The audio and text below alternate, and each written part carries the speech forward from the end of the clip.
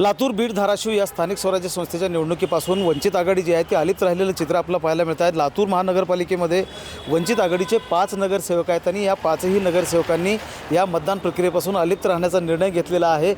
लातूरमधल्या जे तहसील कार्यालय त्या तहसील कार्यालयामध्ये 88 मतदान आहेत आणि 88 पैकी आता 83 मतदान जे आहे ते पूर्ण झालेलं आहे। फक्त 5 मतदार जे आहेत, नगरसेवक जे आहेत वंचित आघाडीचे, त्यांनी मात्र मतदान प्रक्रियेमध्ये सहभाग घेतलेला नाही।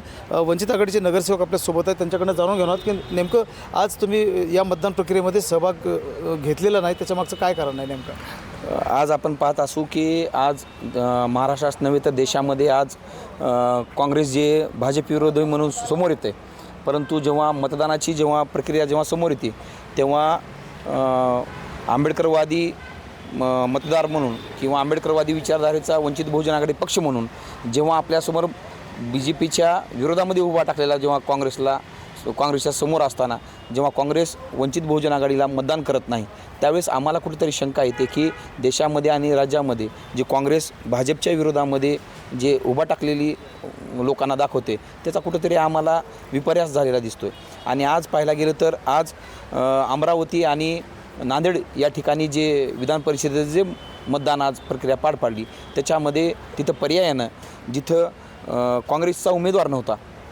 पाहायला गेलं तर नांदेडच्या ठिकाणी तिथं पण उमेदवार नव्हता आणि अमरावतीच्या ठिकाणी जिथं स्वतः काँग्रेसच्या ज्येष्ठ नेत्या असलेल्या यशोमती ठाकूर हे स्वतः म्हणत आहेत की तिथला उमेदवार हा 15 ते 20 कोटीपर्यंत मॅनेज झाला आहे। तशा मॅनेज झालेल्या उमेदवाराच्या पर्यायी वंचितचा तिथं उमेदवार आहे। आणि आपल्याला जर सेक्युलर आणि आंबेडकरवादी विचारसरणी किंवा या देशाला आणि या राज्याला तारणारा विचार जर आपल्याला सोबत घ्यायचा असेल तो वंचित बहुजन आघाडी पक्ष आपल्याला महाराष्ट्रामध्ये म्हणजे अमरावती आणि नांदेडमध्ये काँग्रेसनं वंचितला मदत केली नाही किंवा सपोर्ट केला नाही म्हणून आपण आज लातूरमध्ये मतदान करत नाही।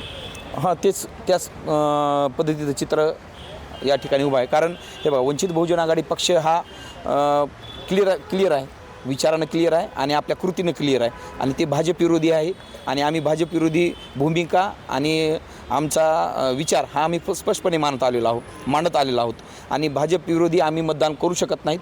आणि अमरावती आणि नांदेड या ठिकाणी काँग्रेसनं वंचितसोबत येणं टाळलं या ठिकाणी, त्यामुळं लातूर या ठिकाणी धाराशिव, लातूर आणि बीड या विधान परिषदेच्या मतदानाच्या वेळेस आम्ही इथे येण्याचं टाळलेलं आहे।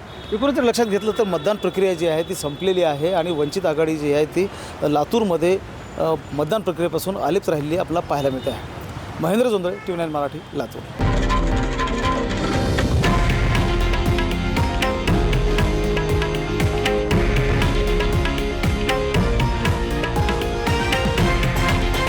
हे आहे देशातील नंबर 1 न्यूज नेटवर्क आणि आपण पाहत आहात TV9 मराठी, एकमेव।